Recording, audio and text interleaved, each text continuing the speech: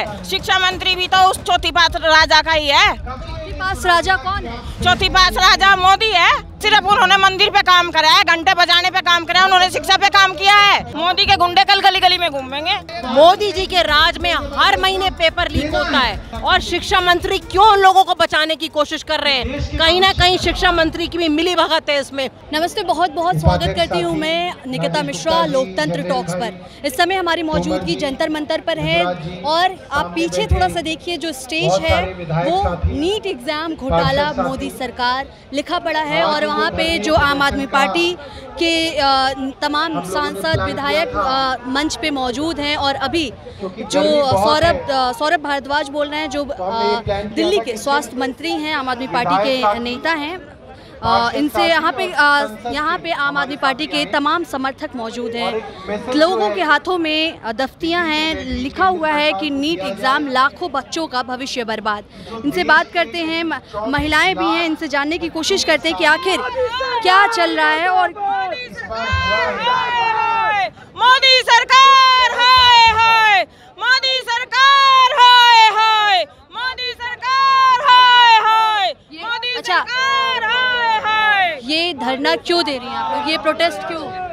ये मोदी सरकार के खिलाफ धरना दे रहे हैं हम, क्योंकि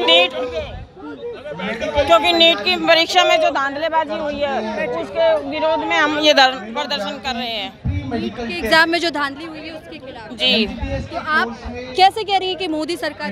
क्योंकि तीसरी बार मोदी सरकार बनी है, इससे पहले भी वही थे और ये सरकारी एजेंसियों के हाथ में होता है, तो ये उन्हीं के थ्रू हुआ है। और जो गिरफ्तारियां हुई हैं उन्होंने नाम लिए हैं, तो उनके खिलाफ गिरफ्तारी होने के बाद एक्शन क्यों नहीं हुआ है? जो निर्दोष बच्चे हैं, जो पढ़ने वाले बच्चे हैं, जिन्होंने अपना जीवन दांव पर लगा रखा, जिनके माँ बाप के पास एक फुट्टी कौड़ी नहीं है, उन्होंने अपना एक पैसा लगा दिया, तो वे तो बच्चे बर्बाद है ना। और जब टैलेंट दबा दिया जाएगा और पप्पू आगे बढ़ जाएगा तो देश का क्या हाल होगा? वो घंटा ही बजाएगा। पप्पू आगे बढ़ जाए? हाँ, पप्पू ही तो हैं वे बच्चे जो 10-10 लाख रुपए दे के आगे पास हो गए, जिन्हें ग्रेस मार्क मिल गए।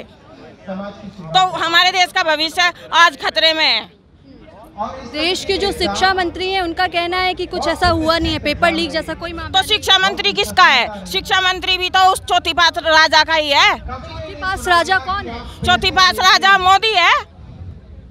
ये कैसे पता आपको? हैं? ये कैसे पता? ये कैसे पता? सिर्फ उन्होंने मंदिर पे काम करा है, घंटे बजाने पे काम करा है, उन्होंने शिक्षा पे काम किया है। शिक्षा पे क्या काम किया उन्होंने बताइए?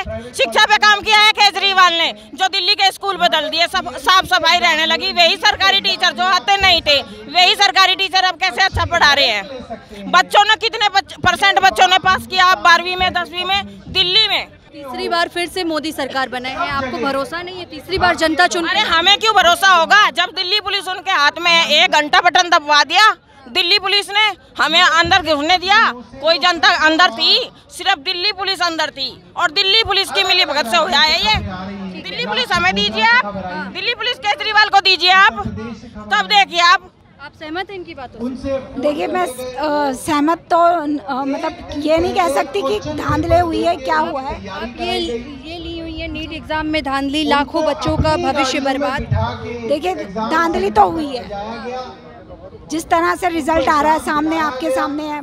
पहले लीक की भी बात आई है इसमें, इसी पेपर में, और इतने ऐसे लोग नीट क्वालिफाई कर जाते हैं जो बच्चे अपनी सामान्य 12th के बोर्ड के एग्ज़ाम में अच्छे नंबर नहीं लेकर आ सकते। गुजरात में एक छात्रा जो है जिसके फिजिक्स में नंबर कम आते हैं और वो नीट के एग्ज़ाम में 720 में से 720 ले आती है, तो ये धांधली नहीं है? क्या ये अन्याय नहीं है उन बच्चों के खिलाफ जो पूरे साल मेहनत करते हैं और पढ़ते हैं, मेहनत करते हैं और उनके नंबर नहीं आ पाते? रैंक उन बच्चों के आते हैं कि पर्टिकुलर सेंटर पे और पूरे उसमें 68 बच्चों के पूरे मार्क्स आते हैं।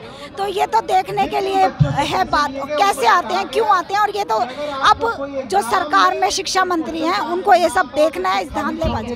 आपने ले रखा है नीट एग्जाम में धांधली, लाखों बच्चों का भविष्य बर्बाद, ये कैसे? और आप लोग अभी जंतर मंतर पे मौजूद हैं, आम आदमी पार्टी के नेता तमाम, क्या नीट धांधली को राजनीतिकरण किया जा रहा है? आप लोग राजनीति कर रही हैं इस पे? देखिए, नीट का जो मुद्दा है ये बहुत बड़ा मुद्दा है, क्योंकि देश के कम से कम 25 लाख परिवार जिनके बच्चों ने ये एग्ज़ाम दिया है, उनका फ्यूचर इस समय डार्कनेस में है।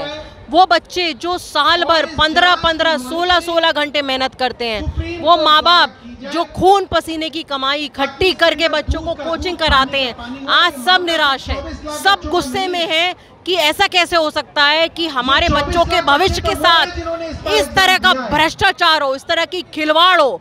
और ये कोई पहला एग्जाम्पल नहीं है, मोदी जी के राज में हर महीने पेपर लीक होता है, कभी कांस्टेबल का पेपर लीक होता है, कभी किसी और का पेपर लीक होता है।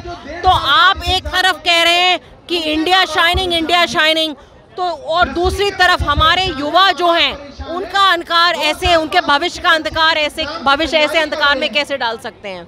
मगर जो देश के शिक्षा मंत्री हैं उनका कहना है कि पेपर लीक जैसा कोई मामला नहीं है, एनटीए बहुत विश्वसनीय है, उस पर कोई शक नहीं किया जा सकता है। देखिए, बिहार में तो एफआईआर दर्ज हो चुकी है। वो सेंटर जहाँ पे पेपर लीक हुआ, वो सेंटर जहाँ बच्चों को लेके कहीं ले जाके बैठाया गया, उनको बोला गया कि आप अपनी आंसर शीट खाली छोड़ दीजिएगा, बिल्कुल क्लियर है। दूसरा आप देखिए, गुजरात का एक सेंटर से 6 बच्चों ने टॉप किया है। तीसरा, एक स्टूडेंट जिसके इंटर में फिजिक्स में 1 नंबर आए हैं और उसने नीट को टॉप किया है। इस सब से क्लियर नहीं हो रहा है कि पेपर लीक हुआ है। और शिक्षा मंत्री क्यों उन लोगों को बचाने की कोशिश कर रहे हैं? कहीं ना कहीं शिक्षा मंत्री की भी मिली भगत है इसमें, ऊपर से नीचे तक सबने मिलके खाया है, इसीलिए एक दूसरे को बचाने की कोशिश कर रहे हैं। देश में फिर से तीसरी बार गद्दी पे नरेंद्र मोदी प्रधानमंत्री बने हैं और अभी शपथ ग्रहण हुआ है, और आप लोगों को नहीं लगता कि थोड़ा समय देना चाहिए कि हाँ, इससे सरकार भी समझे? जो 25 लाख फैमिलीज इस समय निराश बैठी हैं, आप उनसे जाके पूछिए उनको क्या लग रहा है इस समय। वो 25 लाख फैमिली जिन्होंने साल, 2 साल, 3 साल से मेहनत करी हुई है कि हमारा बच्चा डॉक्टर बनेगा, उनको आप जाके समझाएंगी कि अभी आप सब्र करिए क्योंकि मोदी जी इटली में घूमने गए हैं? ये कहाँ का न्याय है? ये कहाँ का न्याय है? तो इस तरह से हम देश की युवा के भविष्य के साथ खिलवाड़ नहीं करने देंगे। आज दिल्ली में प्रोटेस्ट है, कल पूरे देश में प्रोटेस्ट है, और ये आम आदमी पार्टी नहीं है सिर्फ, वो सारे युवा जिनका भविष्य इस समय अधर में लटका हुआ है, वो युवा सड़क पे उतर रहा है। वो युवा कह रहा है कि बहुत हो गया, अब हम नहीं सहेंगे। ठीक है, बहुत बहुत शुक्रिया।